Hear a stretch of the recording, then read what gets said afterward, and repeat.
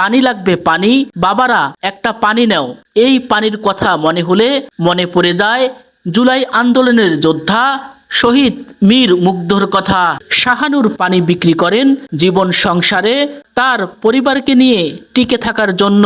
শাহানূর জানান, অসুস্থ স্বামী ও বৃদ্ধ মায়ের ভরণ পোষণ ও সেবা যত্ন তাকেই করতে হয়।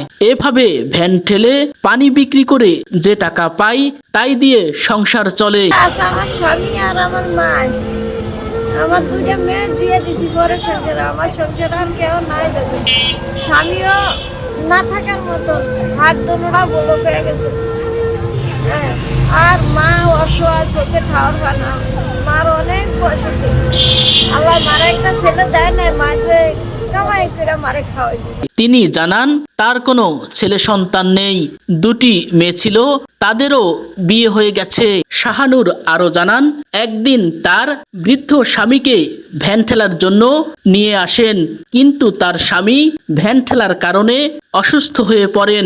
গাড়িটা ঠেলতাম বলে আনছিলাম, গাড়িটা একটু ঠেলে ঠেলে আর দাঁড়াতে খারে আমার আরো কষ্ট লাগে, পরে আর আনি না।